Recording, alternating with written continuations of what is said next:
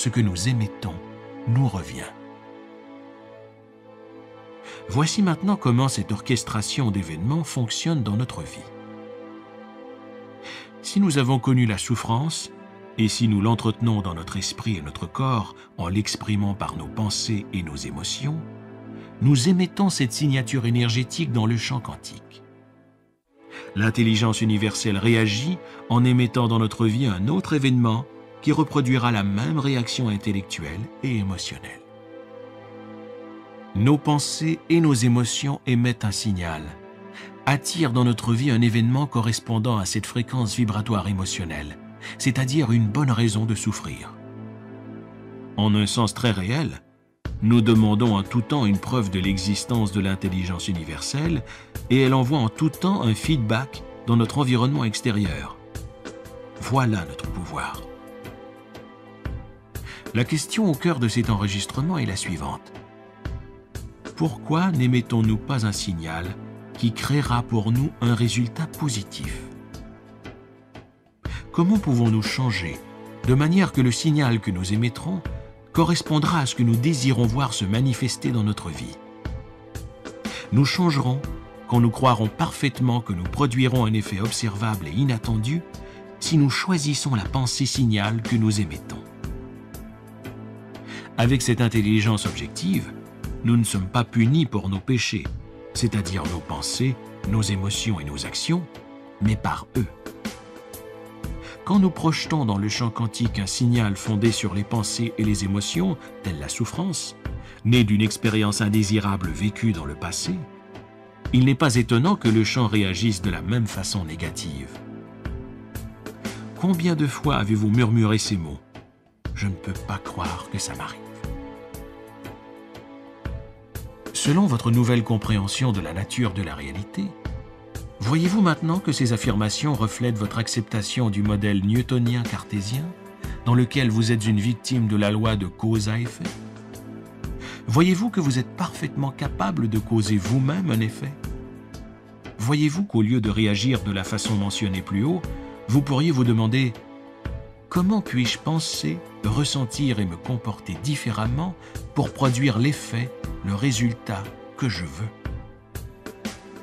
Notre mission consiste donc à entrer délibérément dans l'état de conscience qui permet une connexion avec l'intelligence universelle, à établir un contact direct avec le champ de possibilités et à émettre un signal clair signifiant que nous désirons vraiment changer et voir se manifester sous forme de rétroaction dans notre vie les résultats souhaités.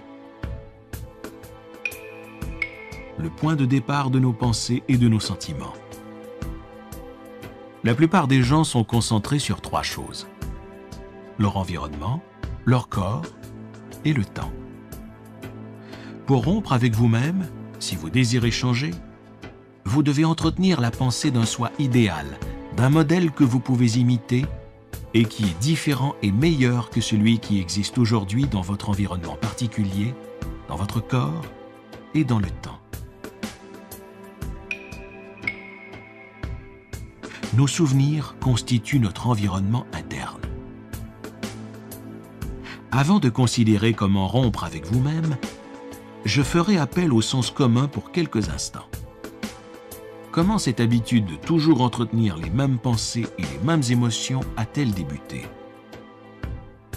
Je ne peux répondre qu'en parlant du cerveau, le point de départ de nos pensées et de nos sentiments.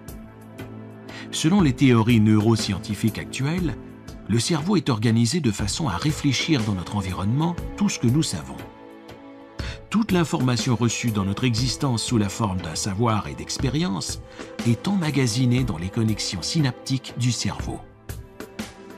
Dès lors, toutes nos expériences personnelles concernant des gens et des choses, à des moments et des endroits spécifiques, sont littéralement reflétées dans les réseaux de neurones, cellules nerveuses, qui constituent notre cerveau. En très grande partie, notre cerveau est le reflet de notre environnement. Il contient les archives de notre passé personnel et il est le miroir de l'existence que nous avons vécue. Si nos pensées déterminent notre réalité et que nous continuons à entretenir les mêmes pensées, qui sont le produit et le reflet de l'environnement, nous continuons à créer la même réalité jour après jour. Ainsi, nos pensées et nos sentiments correspondent exactement à notre réalité extérieure, car c'est celle-ci, avec tous ses problèmes, toutes ses conditions et ses circonstances, qui influencent nos pensées et nos émotions dans notre réalité intérieure. En réagissant avec le même attirail cérébral, correspondant à ce que vous vous rappelez, vous créez un état d'esprit identique à celui du passé, parce que votre cerveau stimule automatiquement des circuits existants pour refléter tout ce que vous savez déjà, ce que vous avez vécu et que vous pouvez donc prévoir. Selon la loi quantique, qui à propos travaille toujours en votre faveur, votre passé devient maintenant votre futur. Réfléchissez à ceci. Quand vous pensez à partir dans vos souvenirs, vous ne pouvez créer que des expériences semblables à celles du passé. C'est ainsi que nous demeurons branchés sur ce passé en suivant une série inconsciente de comportements automatiques. Si le monde quantique nous montre que l'environnement est le prolongement de notre esprit et que cet esprit et la matière ne font qu'un, alors, tant que votre esprit demeurera le même, votre vie perpétuera le statu quo. Voyez la chose ainsi. Comme l'apport demeure le même, le résultat reste aussi le même. Comment pourriez-vous créer quelque chose de nouveau? Il existe en neurosciences un principe appelé la loi de Hebb, qui démontre que si nous stimulons à répétition les mêmes cellules, il leur est plus facile de travailler ensemble chaque fois qu'elles s'activent. Ces neurones finissent par développer une relation à long terme. Je veux dire que des groupes de neurones ont été stimulés tellement souvent de la même façon qu'ils se sont organisés en schèmes spécifiques avec des connexions durables. Plus ces réseaux neuronaux sont stimulés, plus ils se relient dans des voies d'activité statiques. Avec le temps, quel que soit le comportement, la pensée ou le sentiment souvent répété, ils deviennent une habitude inconsciente automatique. Quand notre environnement influence notre esprit à ce point, l'habitude devient notre habitat. Avec le temps, votre pensée deviendra cloisonnée parce que votre cerveau stimulera un nombre limité de circuits qui créeront alors une signature mentale très spécifique.